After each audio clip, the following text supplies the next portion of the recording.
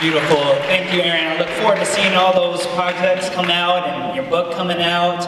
And what's excellent is I'm going to introduce the next speaker. Her name is Charity. What's her name? Charity Nicolas. She's my cousin. I don't even know why I looked at this.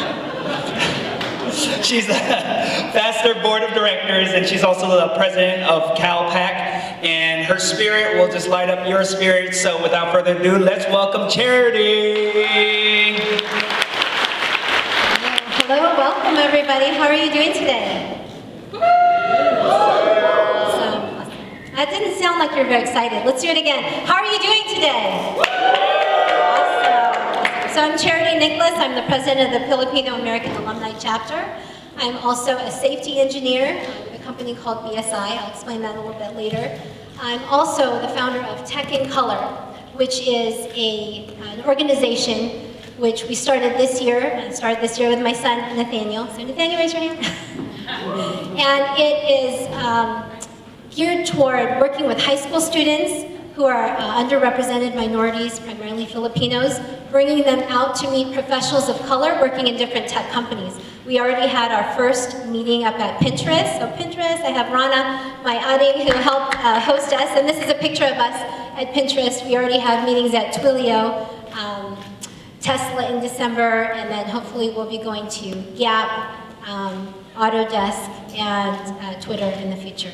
So looking forward to that. If you have anybody who's a high school student interested, please let us know. We have a link on our website, on the FASTER website. So what I want to do today is kind of bring it in. Aaron is about like sending it out there and getting your spirit thinking about what's going on in the world and connecting you to all of our professionals out in the community.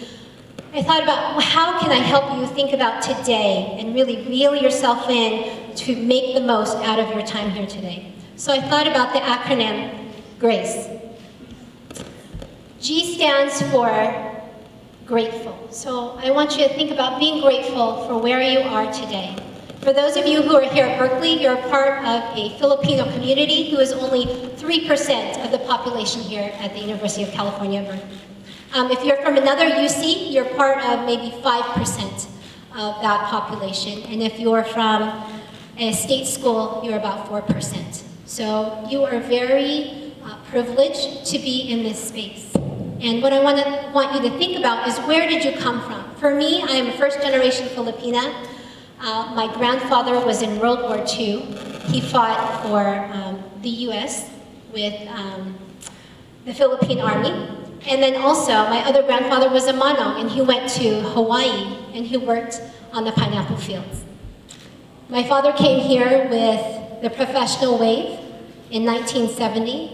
And for me, I'm the oldest granddaughter. I'm the first one who has been to college here in the United States. And I feel a great responsibility to take that privilege and to use that for something that will help our community. So I want you to think about your story today. Where did you come from?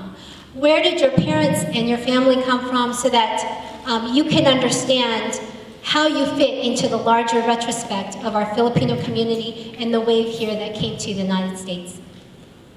The next thing I want you to think about is resources. What resources are here for you today? I do want to say it took about a year to bring this together. It was not very easy to bring students together with professionals from the community, and also leaders and entrepreneurs. So think about the resources that are here for you that you can tap into. Don't be afraid to connect to them. We have the Consul General who talked about Spark 447 and this Kickstarter to bring our community together. So creating spaces for you. After today, reach out to those spaces, to those people who can help you. And I want you to think about awakening your spirit. So when I was here at Cal, my original want was to be a doctor. I wanted to be a pediatrician.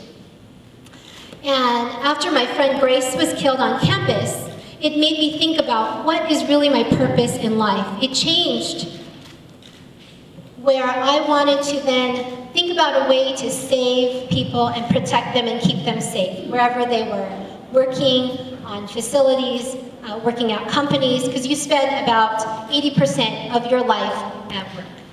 So now I'm a safety engineer. And that sparked my passion and my interest in going into my field. And what I want to say to you is data is not that inspiring. Coding is not inspiring. But if you take that and you put it toward a purpose, that can be inspiring. What can you change in the world with your knowledge and what you're going to do with that?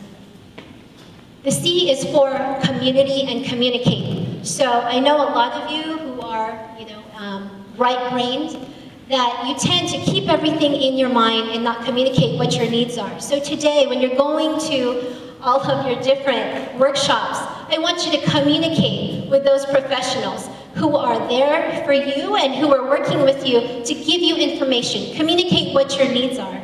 And think about the community that we're building together. And the last is E, excel. And I want you to think about how can you excel. You have a very special and specific purpose in this world. Find that. If you can tap into that today, listen to our speakers, listen to our professionals, listen to our entrepreneurs, hear what they're saying, and be inspired by their word. Have a great day. This is the end of my section, but I hope you really take that in and bring it with you wherever you go. Thank you for being here today. Welcome.